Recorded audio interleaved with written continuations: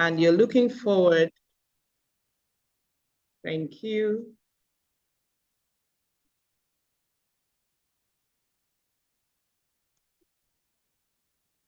Amazing. Thank you very much, Toby, for joining.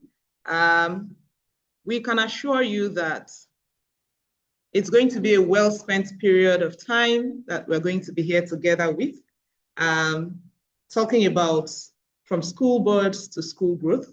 And we're going to start right about now. And so it's my pleasure to welcome our very own team lead who is going to be facilitating the session. Ladies and gentlemen, please join me as we make welcome Bossman Adedokun. You're welcome, sir. You're welcome, sir. Okay. Good afternoon, everyone. Trust we are doing great today. How are we all doing? We're doing great. Okay, Thank you. thanks to everyone that joined in to this session. I know a couple of people are here where we have some other people joining us on other platforms, YouTube or whatever platform, and I'm sure there are quite a number of people that probably will also get to watch these later on. So we kickstart this. It's a monthly or bi-monthly TEG Learning Lab Series, and for this month we are talking about school boards and school growth. And thanks to everyone who is able to join this session. The idea is to bring us up to speed about new thinking in school board leadership and one of the ways we could leverage the boards that we presently have to attain another level of growth. Quite a number of us from the survey we had showed that we already have a board. Some said they have a functional board. Some mentioned that their board is still trying to get to the level of functionality. And I think a few mentioned that their boards, they don't have a board or they're in the process of constituting one. Whichever level you are in, there's something for you within this session. And for quite a number of us, schools who have been with us before now, those who have a board and all of that, the truth is our ideal point, like we have always said, is it's not just enough to have a board. We also need to get to a point where our boards are functional and they serve the purpose which we created them. And that's one of the reasons why we set to do this today. A couple of years ago, and I've shared this story in a couple of our classes, especially PACE, but I'll share it again. A couple of years ago, a friend of mine, we went to school together. And so he introduced me to someone, gave my contact to someone to call me. So one afternoon, the gentleman called me and talked about the fact that they have a school, himself and the wife, more like a family business, somewhere in Ogun State. They've been around for about 18 years, and he wants me to visit and just have a session with them and ask a couple of questions and see what they are doing well and what they need to improve. And so I accepted to attend the meeting. I made it to the school once Friday afternoon. It was a raining afternoon in Lagos. And the school is somewhere within the borders of Lagos and Ogun State. So I made it down to the school and I met the man and I met the wife. And we started talking and I started asking questions. They showed me around the school. Like I said, they've been around for 18 good years. They've done very well for themselves. They own their property and all of that.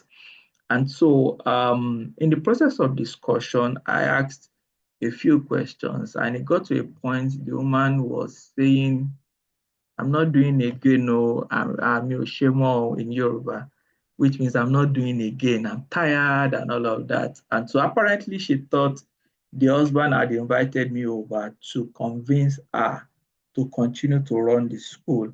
However, in her own thinking, she's done because for years they are struggling financially in terms of pupils, enrollment, they're also struggling.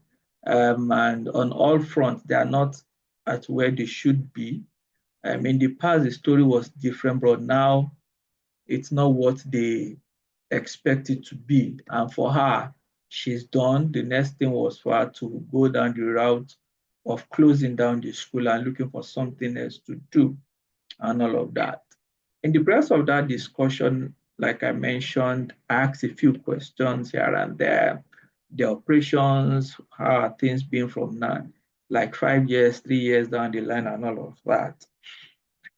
After the session that day, I left them with a couple of questions they need to ask, which will determine whether they will jointly agree to close down or to continue running the school. But one of the things I mentioned to them is that this school didn't get to this point now. This school actually made the adults journey from that point of being a successful or a thriving school to the school where we want to close down if in a couple of years, and that it did not get there overnight. And I told them, the analogy I gave to them is the fact that the light has started dimming long before now. You probably just noticed when the light fully went out. But before now, the light has started dimming and all of that. And the woman agreed with me. The man also agreed with me. And they actually mentioned the fact that maybe they would have closed down earlier on, but because they own the property, they've invested so much and they've gotten to a point where they were initially afraid that closing down the school at that point is not good for them, image-wise and all of that. But it gets to a point you can't just continue again and all of that. I shared that story to let you know some of the struggles that schools or institutions face across our nation. But much more than that, to let you know that most times the lights don't just go off. The light started dimming long before it finally went off. And it is one thing that we need to pay attention to as leaders, as directors, or as board members of schools. It's very, very important, critical for us to note that if a school will shut down, like every other organization that have its own lifespan, that have its own life and organs, the truth is, they don't just go off. At some point, some things have been left undone. Some pointers were there that we did not take note of, and something that happened that we did not prioritize. And that's why we got to that point. And we picked this because it is a responsibility we want to place at the footstep of directors, top leaders within the system, and boards. And so, like, yes, even this school that I mentioned, they have a board, but it wasn't functional. But I've also seen schools with a functional school board that also got to the point where they had to shut down for one reason or the other. And so the truth is, boards don't just sit or exist for a school. Boards are there for an important reason. And instead of us just making it like a tradition to say, oh, we must have a board and we also have a board, it's important we also get to the point where we recognize the fact that boards have a role. And if we don't leverage boards, we don't leverage those roles, then there will be a challenge at some particular point in time. Boards are not just meant to be there just for us to fulfill all righteousnesses. They are there for us to help us move from one point to the other. And there is a way we could also leverage the capacity that we have on our boards to get to where we need to be.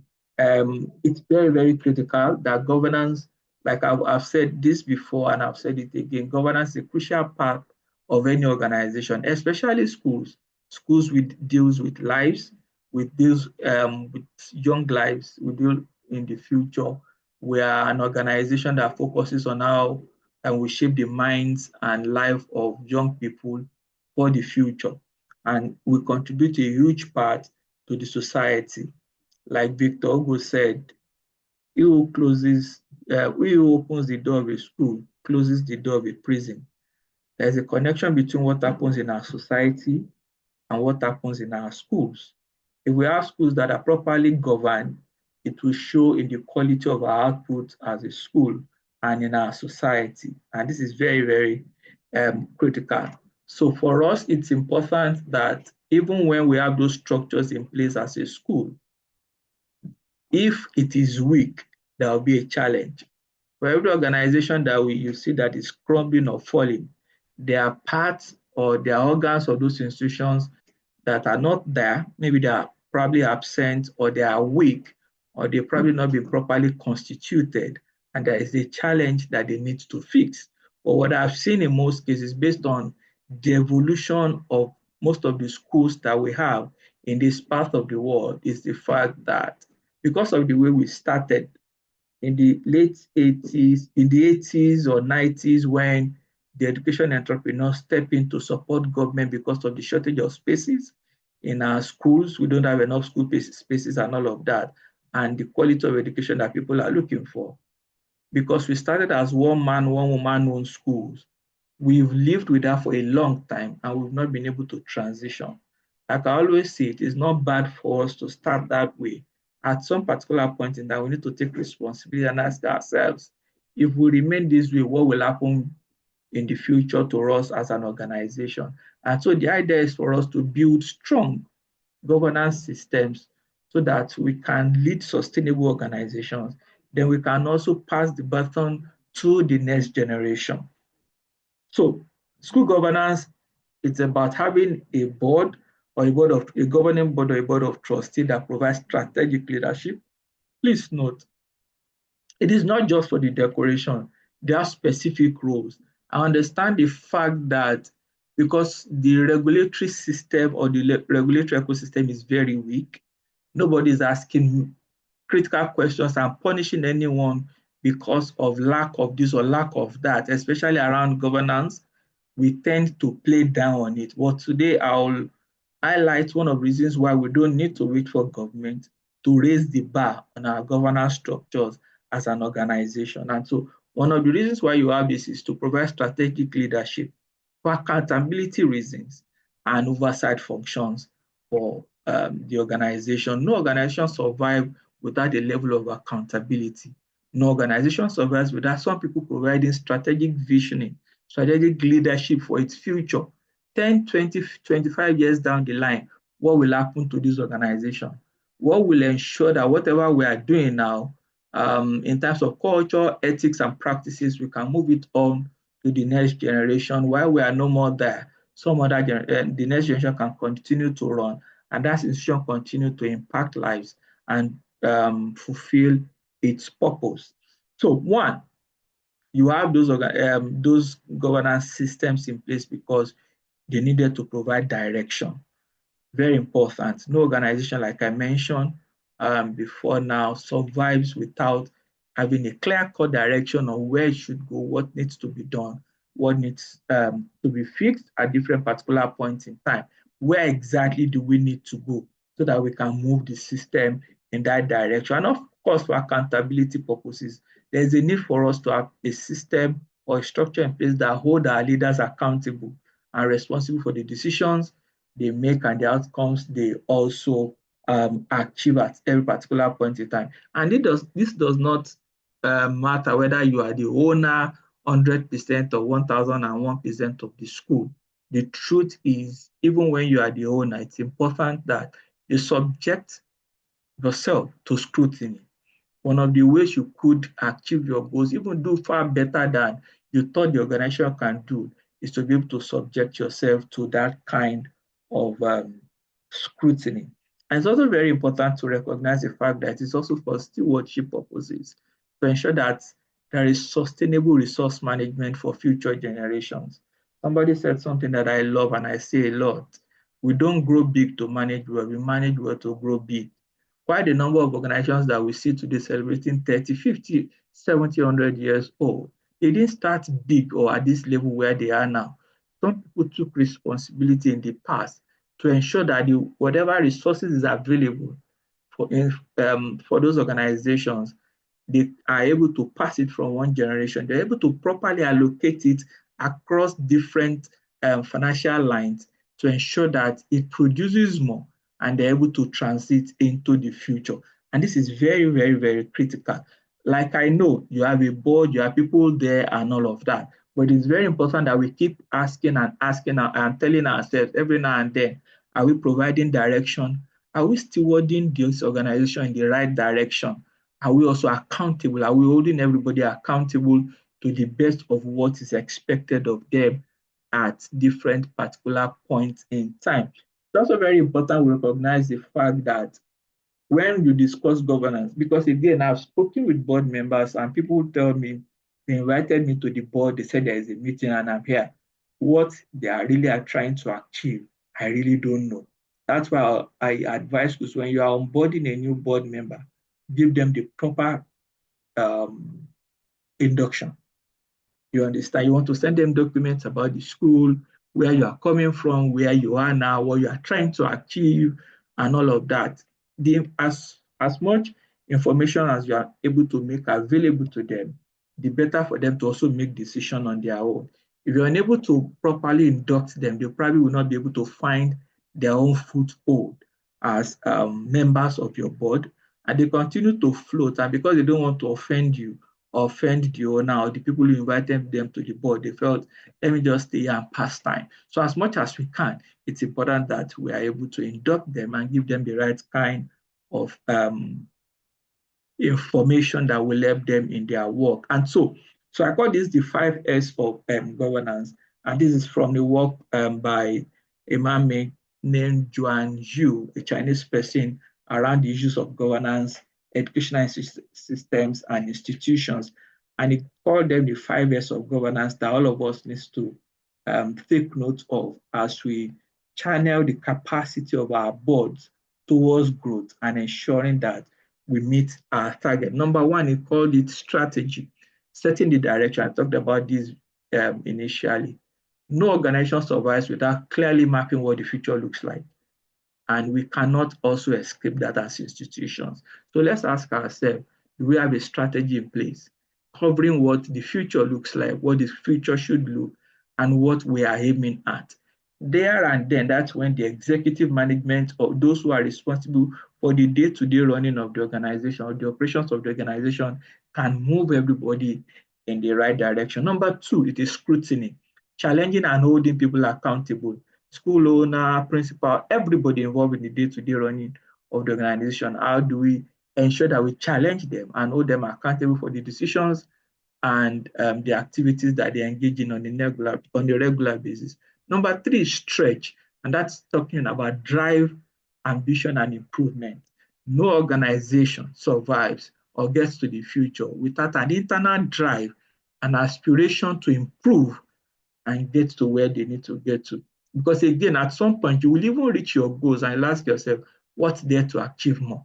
So on a normal day, the governance structure within the organization ensure people are pushed to continually aspire, to continually look for rooms for improvement, to continually develop the inner drive to continually work towards the future. Now, number four is to support encouraging executives. By executives, I mean those who are involved in the day-to-day running of the organization. I know by now all of us know that board members are not involved in the day-to-day running of the school. The executives, the school owner, or maybe the professional managers, principals, vice principals, administrators are involved in this. They are the one that we need to talk to in this direction. So as much as possible, our governance structure are people who are able to provide that same support. If we are not doing that, we are probably just bullying them or not providing the right kind of support. And that's why I'm surprised when I have board members say, oh, I've not even been to the school in 1 or 2 years. I've not talked to them. Just send me a report. I read and that's all. And if I need to talk to the school owner, and that's all. Our boards need to do much more than that if we want to assess our next level of growth from their existence. And lastly, we talked about this earlier on, stewardship, protecting assets and the long-term future of the organization. Whatever asset, whatever resources we have now, we should have an opportunity to ensure they are properly put in the right context and used in such a way that they are available and for the future. Obviously, there are different models depending on the school, depending on the ownership, depending on the legal structure of the school. But in recent times, the general model that we see, we have owner-led schools, obviously controlled by the owners. This proprietor will still are very much around and all of that. Then in some other cases, we've had people moved from owner-led schools to founder plus board hybrid. So you have the founder or the owner still managing or still involved in the day-to-day running. However, they've been able to vest the capacity to provide some form of oversight function in a board. You understand why the owner is also there. Whether I call it a board of governor, a board of trustees, some people even call it an advisory board. Again, there is a system, there is an organ, you understand, fashion around that to provide guidance and to provide oversight function um, around the school, despite the presence of the founder. And we've also seen situations where we have advisory boards. In this case, it's similar to the second one. Sometimes the school owner might be available, sometimes the school owner is also not available in the day-to-day running of the organization. The owners are somewhere in the middle, somewhere on the background, while you have an advisory board that they are part of, or in some cases, maybe they've passed on, they don't, or they are just not very much involved again. But one way or the other, their input is also what do we call it, felt within the same process. However, there is an advisory board that work with the management of this, with the executive management, as represented by the principal and all other senior management team that manages the flow of what do we call it. Again, I've seen some other models that are not mentioned there. There is also the model where the owners are no more available. They've transferred the ownership of the school to a trustee, and that trustee has also found it worthy to constitute a governance board, a governing board, and that board takes responsibility for the oversight function needed for the school. Whichever model that we adopt, it's important you have a guiding document that clearly states what the roles and responsibilities of the board members are, the board committees and everybody, so that nothing is left in doubt. Everybody is clear about their role and clear about what we call. You're also clear about succession on the board. How do you appoint board members? How do you bring new board members in? When do you bring them in? And a whole lot of that. A guiding document is very, very, very important. Whether you call it a policy manual for the board, a governance manual, or whatever it is, it's important you have a document that people can point to and lead them in the direction of what the school is. So again, everybody should have their role. Whichever seat you have on the board, you have your role, and it's important to recognize what that role is. I'll share this before I focus on a couple of areas I want to dwell on before I close this session. And it's important like I mentioned when we started, the light don't just go off. Sometimes it continues to dim on a regular basis. It might probably still be looking very sharp in your own eyes because it's a place you go in on a regular basis. You really may not see. However, when you start seeing signs of micromanagement, people can't take decisions within the purview of their areas of responsibility. It's a sign of poor governance structure, especially when it comes to executive management. People can't take decisions and they have to revert to, let's wait until we speak with madam, until whoever comes in, we can't take decisions. It's a sign. It does not necessarily mean that there is poor governance in place. It's just a warning sign. In some cases, yes, there are decisions that you probably may not be able to take because you need to consult wider or reach out to more stakeholders. However, it's important you recognize the fact that micromanagement could be a warning sign in that direction. Number two is inactivity. When you have a board or you have a governance system and nothing is happening, Sometimes meetings are not held. You just send document, oh, sorry, we are sorry, we couldn't hold meeting, we'll wait for the next time and all of that. It's a sign that something is not right.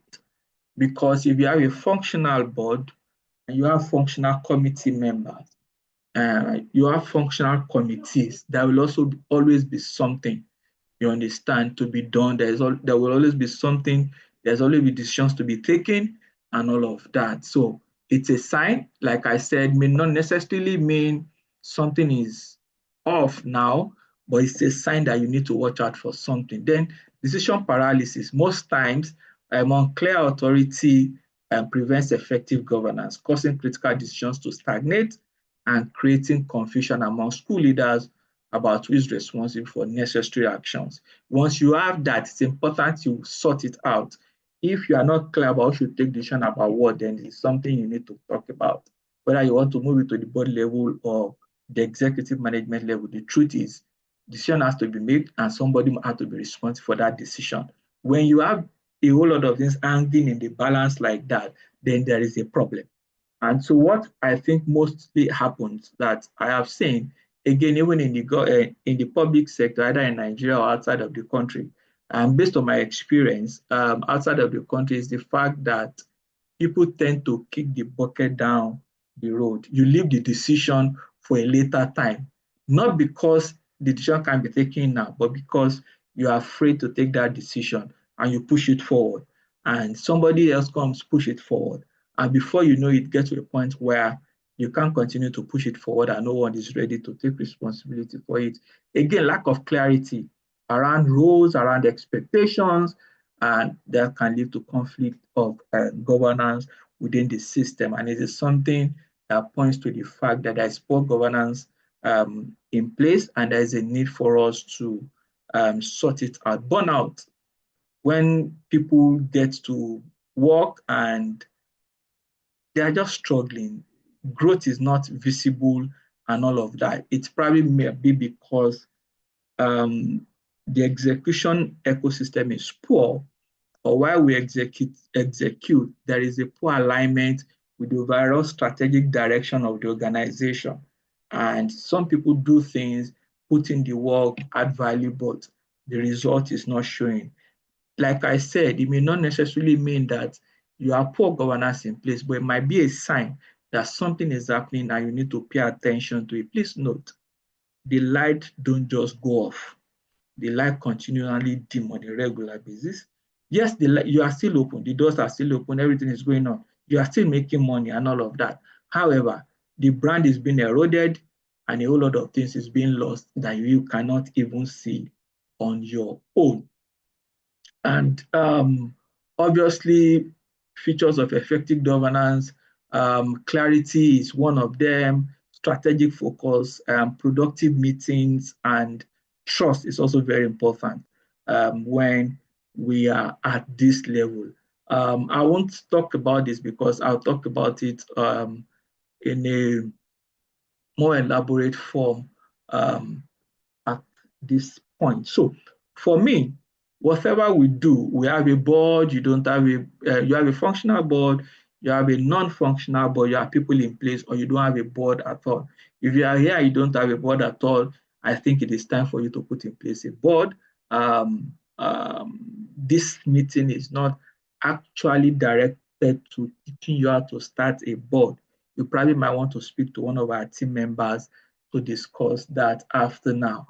Our focus at this time is to look at how you can push up, how you can raise the capacity, or how you can leverage what you have presently in terms of your board structure and make it work better for your school. And so there are 5 of them. Again, I'll dwell more on this for now. There are 5 of them that we need to pay attention to.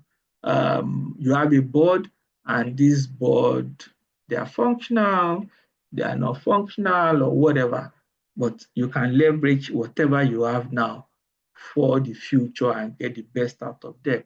Number one is that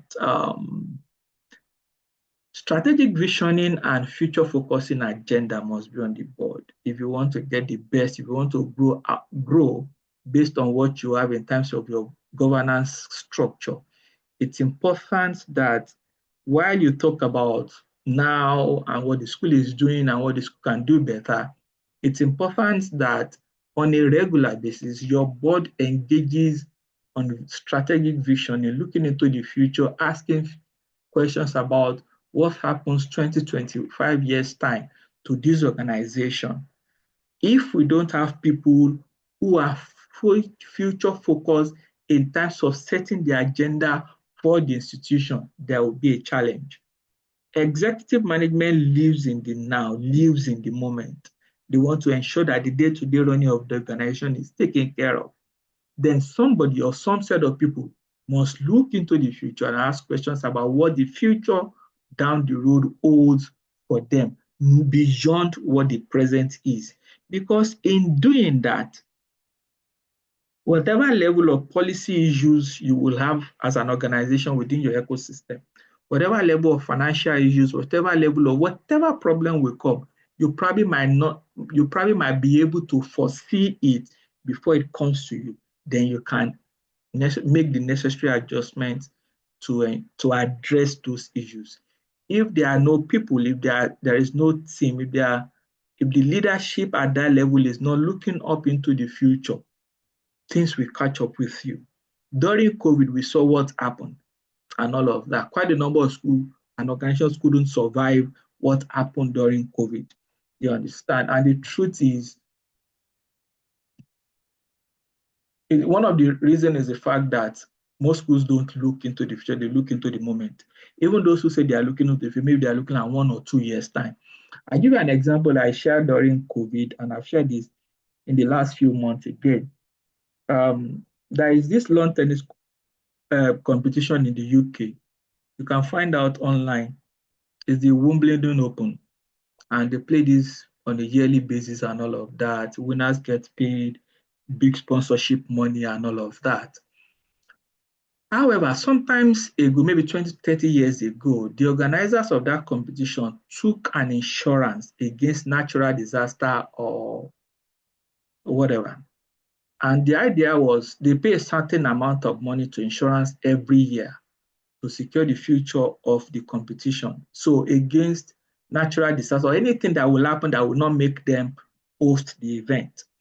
And one of the things that happened was when COVID struck, they are one of the few competitions organizations across the world who, despite the fact that COVID prevented them from hosting the competition, they still got money and people were taken care of within and outside of the organization based on the fact that they were future focused. There are things you will not see when you sit down at the point where you are now as an organization, whether you are the owner of the school or you are the director of the school. There are things that the board will help you able to see.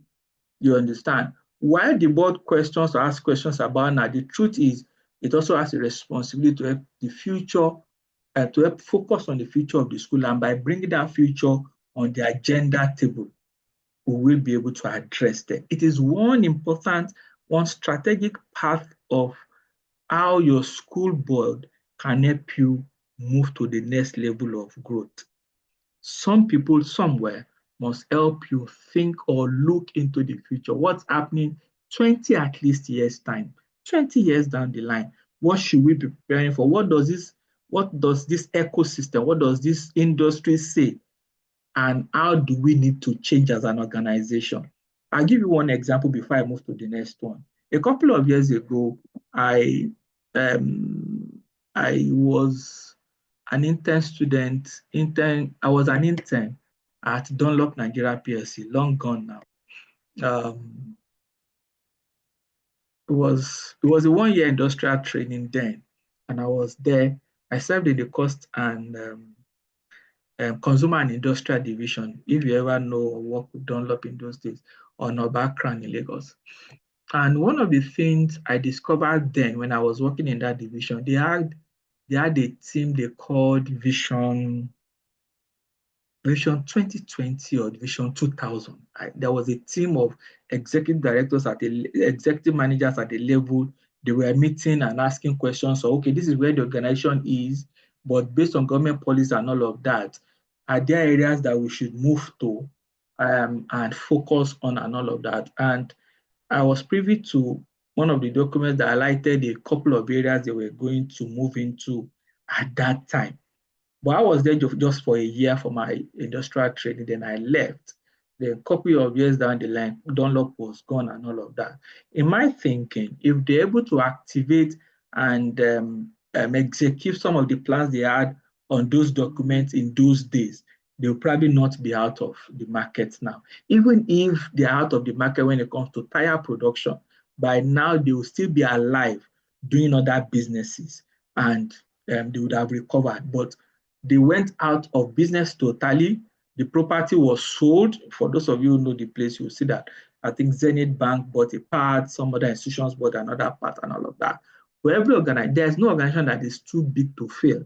The truth is, what most organizations have mastered is the ability of looking into the future and asking what should we be doing, or will our life look like in the future. Number two, because of my time, it's also very important that you do an assessment of your capacity quotient.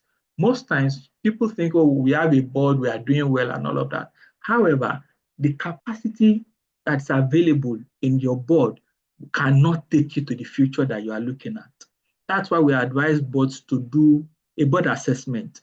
You also need to do a board assessment or something like a skills matrix or a skills gap analysis. Ask yourself, what skills are available on this board? What skills do we need that we don't have? You understand? Because again, it's not enough for you to just bring people in. I remember the two boards that I've served on, the first one I served on in the UK, and even the second one I am on now. Before I got to serve on those boards, I was made to fill a skills matrix form. I was asked the specific skills that I have that I'm bringing on board to those boards and how it will benefit the school and all of that. And I also saw a document that highlighted the skills the schools are looking for. It's not just enough to have 10 people on the board. I discovered that the totality of the capacity in terms of skills that all the board members have only covers 50 or 40% of the skills you need on the board. Doesn't make any sense. So do an analysis. Okay, who do we have on the board? What's their level of skills? In this area, are they at the expert level or professional level or rookie level and all of that? Try and plot that graph. Level 1, level 2, level 3. They have these skills at this level. They have these skills at this level. They have these skills at this level. You have these skills at this level and all of that. When you do that, you'll be able to see when you have discussions on your board and the discussion focus is on financing and all of that, the contribution is low because you don't have people who have capacity in those areas. When it comes to facilities, estate, and all of that, the contribution is low because you don't have people with knowledge in those areas. Those are the things you need to think of. That's why you see some boards just come, what they just take decision of is the education, let's encourage our teachers, because they don't have skills that they can, transferable skills that they can bring on board into the discussions of the board.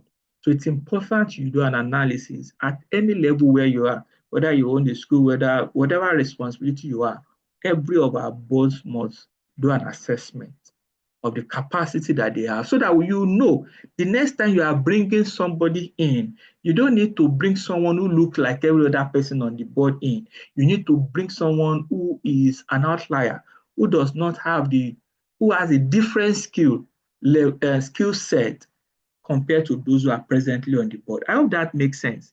You understand? It's important we look at this. We can't accept that less level of growth if we don't have a skills mix that benefits the future of the organization. Number 3,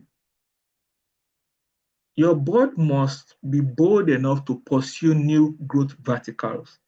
And this is what I meant by that. Fine, we're a school, we provide a primary, we're a K-12 school, primary, secondary, and all of that. But ask yourself, will this ecosystem, will this industry remain the same 20 years' time, 30 years' time, 40 years, 50 years' time? If it will not remain the same in 20 years' time, what new levels of growth should we be pursuing as an organization? What new thinking should we engage in? What new services can we, what do we call it? Do we need to open a new campus somewhere? Do we need to do another level of service entirely? As what do we call it? I just give you an example. I'm sure all of us here know Cambridge University and all of that. Go and check. They have a testing, what do we call it? They have Cambridge, what do we call it? Several other spin-off businesses outside of the Cambridge University and Cambridge Education that we know and all of that. They have a consulting and all of that. And I know a couple of years ago, they invested, or a startup that got spinned off from the institution raised millions of dollars in funding. So instead of just seeing ourselves as a Cambridge University, because of the capacity that we have a Cambridge assessment organization, we have a Cambridge consulting outfit, we have a Cambridge publishing unit, we have a Cambridge, these things around, what do we call it? I think they have a testing center, brand, and all of that. So the idea is there are new growth verticals we can pursue, new expressions, new outlooks that we can pursue based on the capacity that we have. But we will not be able to do that if we don't engage in strategic thinking and asking ourselves, what will the future of this organization looks like if in the future, if something changes in this industry? But because, again, I understand focus and all of that, the truth is you develop capacity to the point where you can take advantage and also start different things. I appreciate some schools who, a few years now, I've seen them starting a technical college, some are starting a vocational institution, and all of that. Some starting an assessment center, and they partner with JAM to do stuff and all of that. Those are new growth verticals. There are things that we need to engage in. The business we are engaged in is education, teaching, and learning. But we are a business, and we need to think at that level, at the governance level, in terms of business and how to move to another level as an organization. Number 4, it is board members need to see themselves as systems champions, people who are all about ensuring that we build a system out of what we have, not just continue with the fact that, oh, we are tied to one person or few people's apron. Every opportunity to systemize, every opportunity to build substructures and systems that can operate and function on their own to the maximum capacity that they have, board members need to be at that level. Board members are not people who want to see your organization remain at the same level. They are people who are telling themselves and asking themselves, what else can we do? In what ways is this system looking as if it cannot exist without this person? You understand? Because no organization will survive being attached to one person forever. A system and systems and structures are what we need for the future. If organizations will survive 30, 50, 60 years time, long after the founding fathers have gone, it's important we need to think in terms of systems. Systems thinking is a must for us. And this will not be achieved only by the school owner or a few people. All of us as board members, we need to think in this direction. Again, one of the reasons why we need to do this is because no board member will also be here forever. And so everything they do is also properly documented and the records properly kept so that whoever comes next as board members or as people who take over from us, they can also continue in that line of thought, and so that the baton can be passed from one generation to the other. Number 5, because of our time, it's important that we raise governance, regulation, and compliance standards. And I will explain this. I mentioned this earlier, and I thought I'll be able to expand on it here. Most times, because our regulatory environment is weak, last time you probably have inspectors or quality assurance or visit is probably a long time ago. Again, for a state like Lagos, Kaduna, and a few others, they've done so well to raise the regulatory environment, and we appreciate them for that. But the truth is, because as private schools, we've done a whole lot to move away from the usual standards that we are used to in government schools. Most times, we thought, oh, we are all over, we are done well, there's no need to push ourselves and all of that. I know a couple of months ago, I think last year, Lagos State released another guideline for independent schools, private schools, and all of that. I went through those guidelines, and the truth is, it's still at minimal, what do we call it, level and all of that. But this is what I advise schools who are forward-looking. If you continue to rely on the regulatory and compliance standards set by government now, you are probably still playing at a lower level. You know why? Quite a number of schools have double or triple or quadruple that standard, and they've held themselves up to that level of standard, and they keep going. For every one of us focusing on the future and looking at what to do and leverage for growth, there should be something on the agenda of your board that talks about governance, regulation, and compliance. How do we continually raise the standard, even when government is not asking us to? How do we continue to raise the standard? Because if government wakes up tomorrow and they put the standard where it should be, quite a number of schools will not be able to survive it. So the challenge is join associations or institutions that will ask more from you.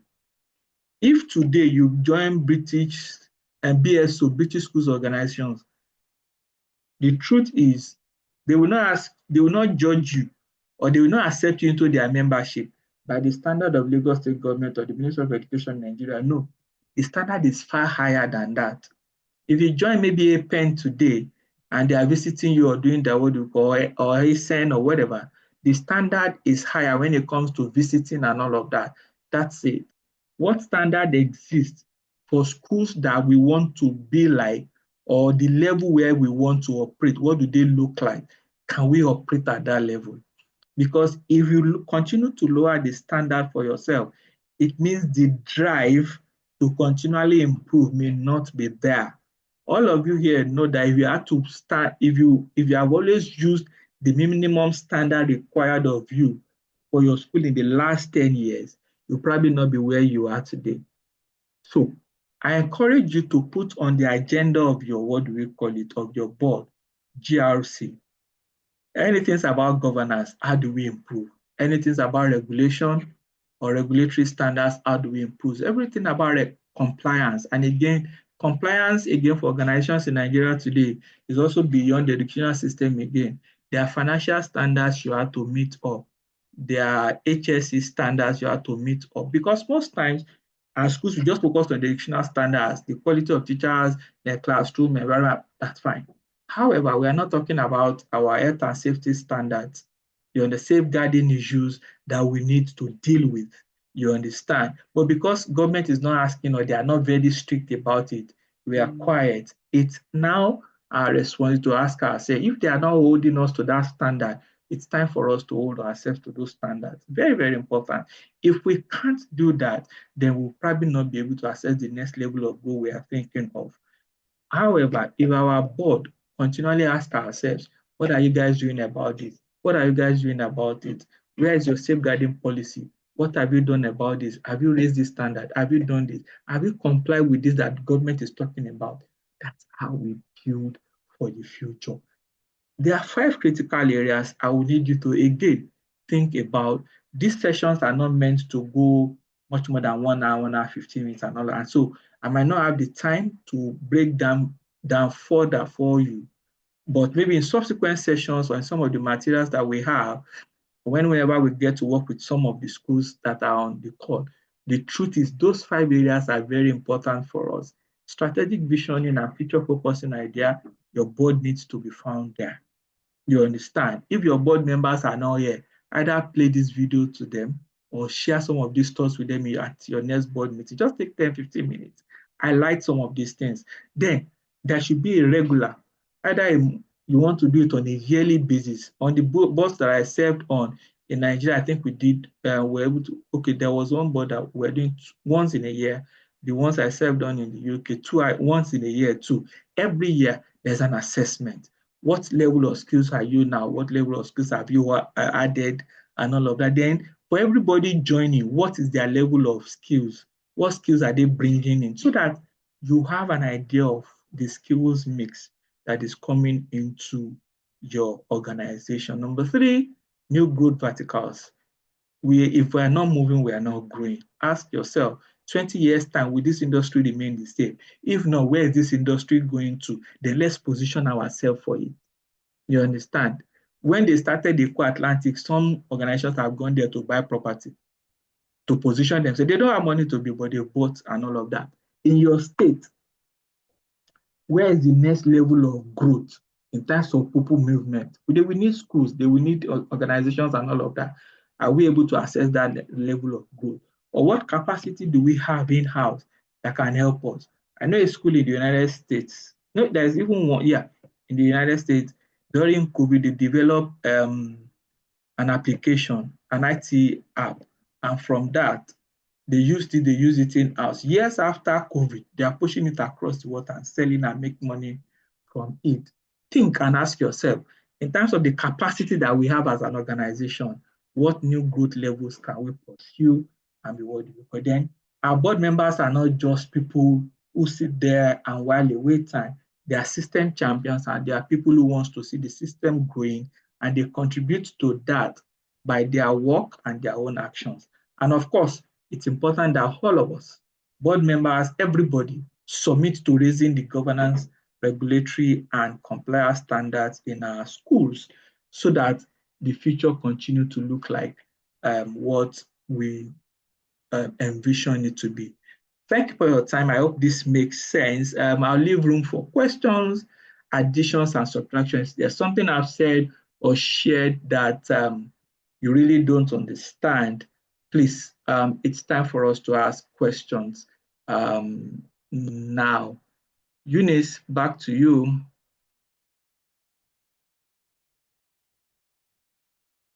All right. Thank you very much, sir. Thank you for the session. All right. We want to ask our participants to ask your questions. Now is the time. You can, raise your hand. You'll get unmuted and you can ask your question. Or you use the chat box if you prefer that.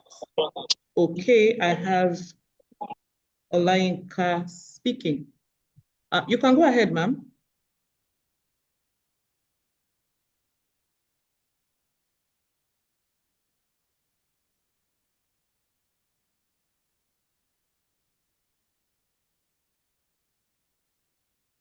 Hello, Miss Olayinka.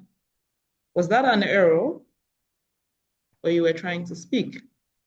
The floor is open, please. If you have questions, you weren't speaking. All right, that's amazing. Thank you very much. Anyone who has a question, the time is now for you to ask. Whether you need clarification on any aspect of your board members, maybe something has been going on in your particular school, or you need clarification in any area, please feel free to speak up.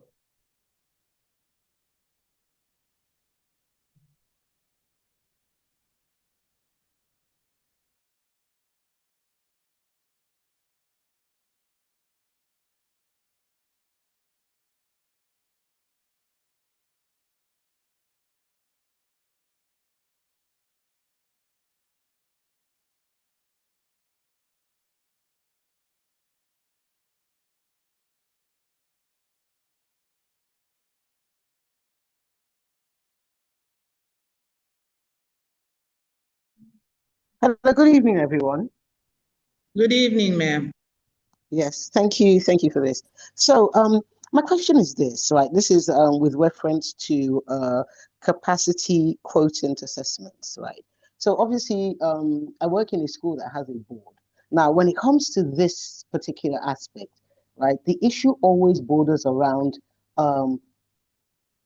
scheduling timings for meetings, even trying to assess any one of the board members. It's an issue because how do I put this? It's like, how do I go to people who are higher up in the board, for instance, the vice chairman or the chairman himself, and say, listen, we need to assess, where we are and how we can move forward. It's always like, well, this is how we've been doing it, so this is how we're going to do it. How do you combat stuff like that? Because obviously, the idea of assessment, I feel, is always good. You have to check where you are. Change is constant. So bearing that in mind, it's always good to see how far you have come. But when it comes to gathering other board members, due to busy schedules, sometimes even due to ego, it becomes an issue. How do we combat stuff like that? Thank you. Okay, thank you, Ms. Ajibodu, for that question. So again, there's what is called self-assessment, and you need not to sit your vice chair or chairman and say, now it's time to assess you, whether to know whether your work is, what do you call it, and all of that. So again, there is a mix. You do a self-assessment.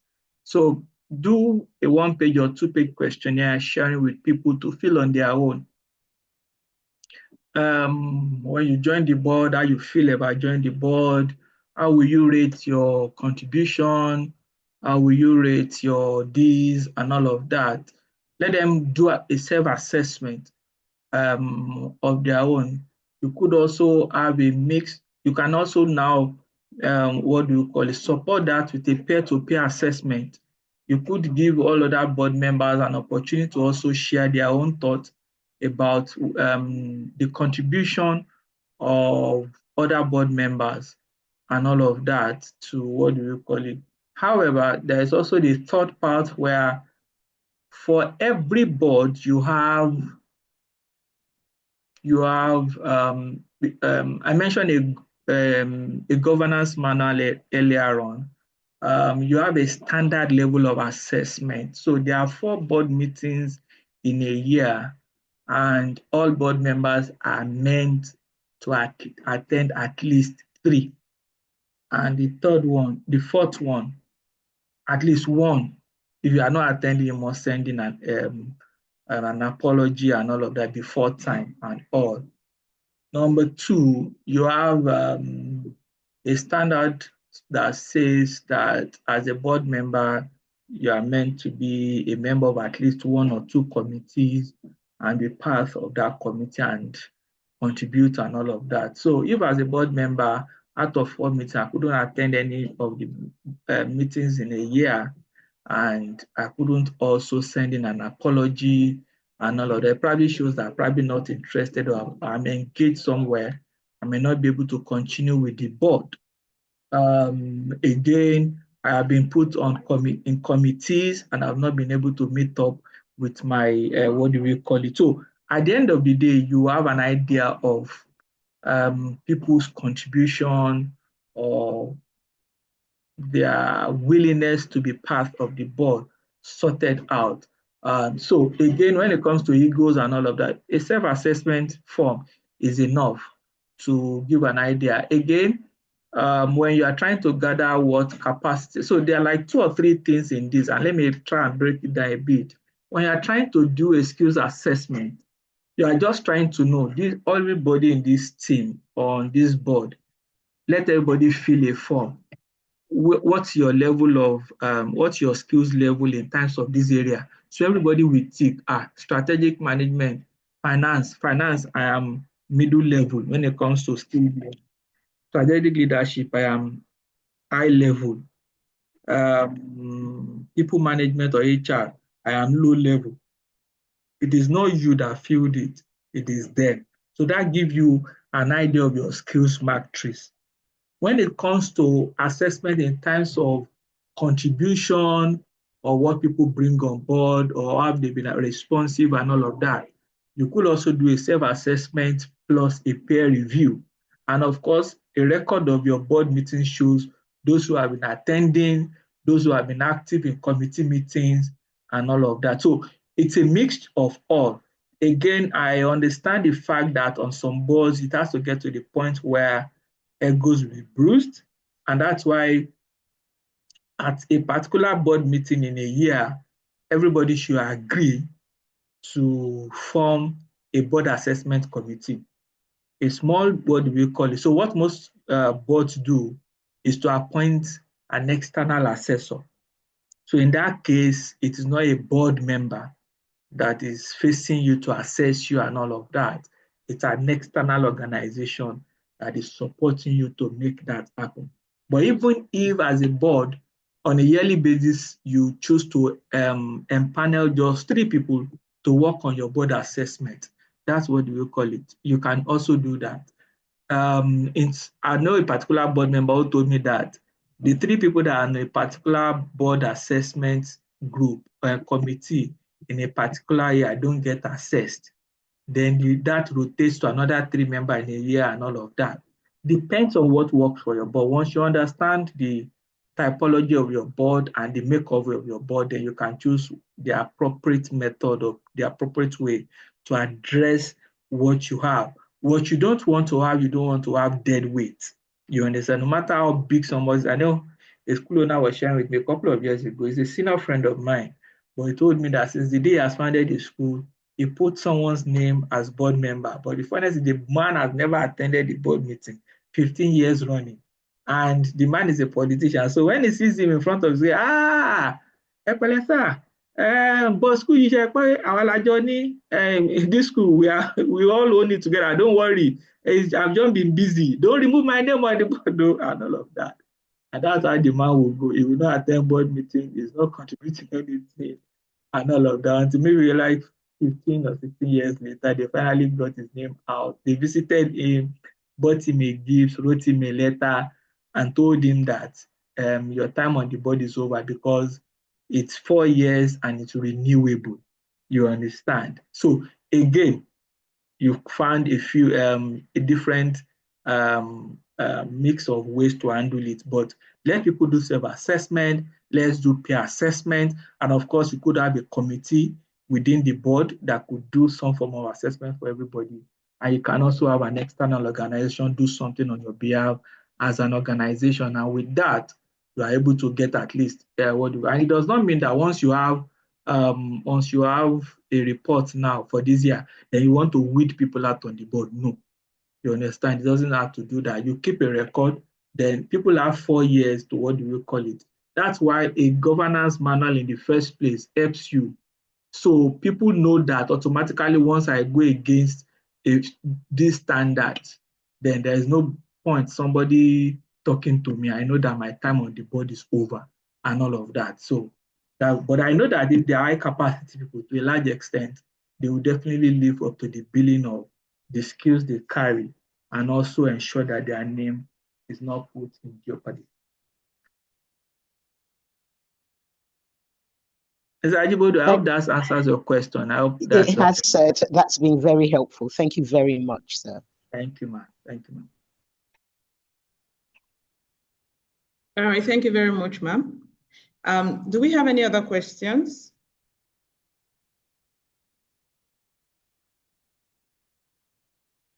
Yeah, thank you. Okay, do we have any other? If we don't have any other question, thank you, everyone. Let me just say take 1 minute before I step out of here for Eunice to close the meeting. Thank you, everyone, for joining. We do appreciate you. So this is in continuation of our effort to strengthen, support, and help people within the education ecosystem to build strong and sustainable boards. And this is strong boards and sustainable schools. And based on my own experience, both within and outside of the country, serving on boards and all of that, there is a lot that organizations can achieve by having a functional school board in place and also improving on the quality of those organizations. And that's also what we call works for every other organization within the education ecosystem that are not even a school. You understand, whether you are an NGO, whether you are a technical vocational institution, any form of institution like that, that institution has a life of its own, and you need to ensure that that life continually exists. When we snuff life out of our organizations, then there will be a problem. So what we have also done in the past for schools is to also support them. We have a couple of schools we've supported to start their own board and run their boards effectively. And we also have a couple of them that we've helped in terms of assessment and all of that. So if you have a need for help or support in those areas, you can reach out to the team at this education group for support. But every one of us, let's take note of the fact that we have moved past the level of start a board or form a board. We are at the level where we are telling ourselves to maximize the capacity and the good that the boards we have bring to our school. We want to access the next level of growth. We want to be organizations that move from one generation to the other generation. We want to be organizations that impact life continually, accessing new levels and new vertical growth vertical. So it's important that our boards are sound in health and practice, and they're ethical and can help us for the future. Thank you everyone for joining. Eunice, back to you.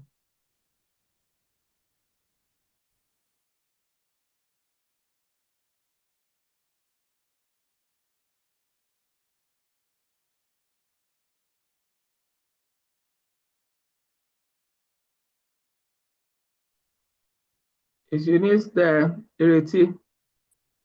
All right, let me take over from things. I think she's having a bit of a network challenge over there.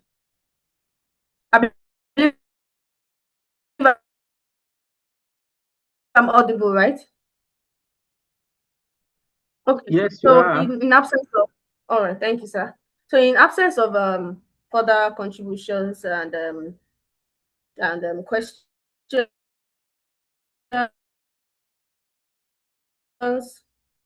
so we can move this conversation to chat box. If you need her help, if you need our help towards putting the school board in place, to maximize school growth and taking the school to the next level, you can reach out to. I'm going to send you our contact details or to your mail, WhatsApp contacts, so that you can reach out to us. All right. So, and also we also share with you the link to this the rest, go through them and get one or two things out from the conversation this evening. All right, so without further ado, I'd like to say thank you very much. Thank you to we look forward to have you once again at TEG Lab Series, Learning Lab Series in April. Yes, in April we'll be having the next Learning Lab Series. And we look forward to having you once again. Thank you. Thank you, Bossman. Thank you, Eunice. Thank you, ma'am. Thank you. Bye-bye, everyone. Yeah, thank you. Thank you very much. much. Thank you, everyone, for coming. We hope you had value for your time, and we look forward to keeping in touch with you all. Please feel free to follow us on our social media platforms. We are Thesis Education Group on Instagram, LinkedIn, Facebook.